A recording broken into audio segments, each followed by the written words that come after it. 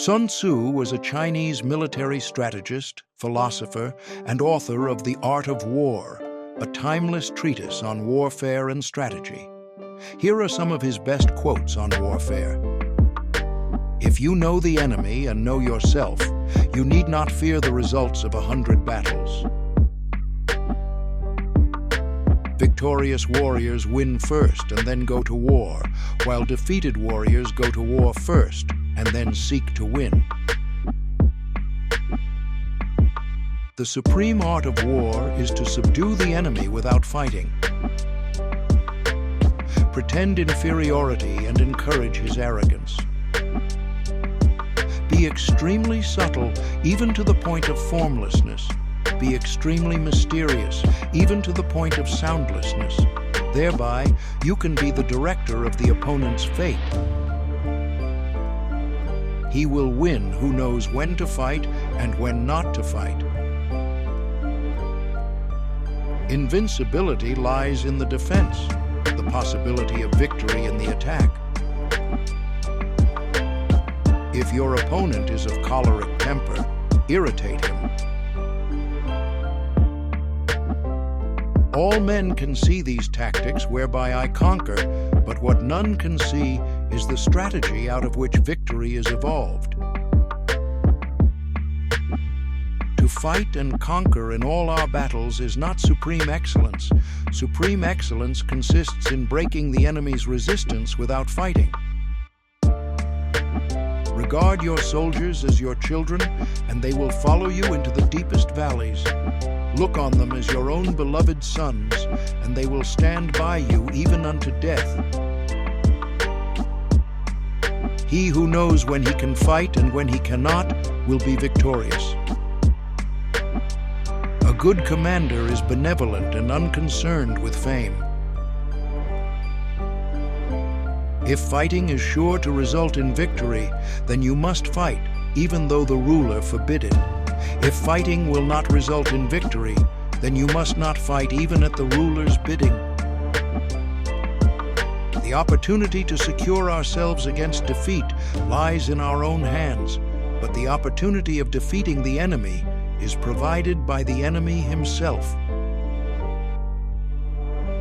There is no instance of a nation benefiting from prolonged warfare. Balk the enemy's power. Force him to reveal himself. If you are far from the enemy, make him believe you are near. Confront them with annihilation, and they will then survive. Plunge them into a deadly situation, and they will then live. When people fall into danger, they are then able to strive for victory. He who is prudent and lies in wait for an enemy who is not will be victorious. The art of war teaches us to rely not on the likelihood of the enemy's not coming, but on our own readiness to receive him. Not on the chance of his not attacking, but rather on the fact that we have made our position unassailable. The quality of decision is like the well-timed swoop of a falcon, which enables it to strike and destroy its victim. The general who advances without coveting fame and retreats without fearing disgrace, whose only thought is to protect his country and do good service for his sovereign, is the jewel of the kingdom. The general who wins the battle makes many calculations in his temple before the battle is fought.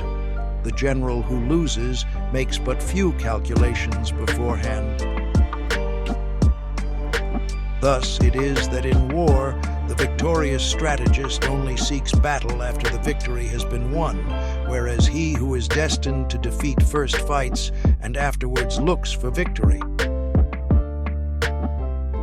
Supreme excellence consists in breaking the enemy's resistance without fighting. The enlightened ruler is heedful, and the good general full of caution. Prohibit the taking of omens, and do away with superstitious doubts. Then, until death itself comes, no calamity need be feared. The art of war is of vital importance to the state. It It is a matter of life and death, a road either to safety or to ruin. Hence, it is a subject of inquiry which can on no account be neglected. If our soldiers are not overburdened with money, it is not because they have a distaste for riches. If their lives are not unduly long, it is not because they are disinclined to longevity. When envoys are sent with compliments in their mouths, it is a sign that the enemy wishes for a truce. Hence, that general is skillful in attack whose opponent does not know what to defend, and he is skillful in defense whose opponent does not know what to attack.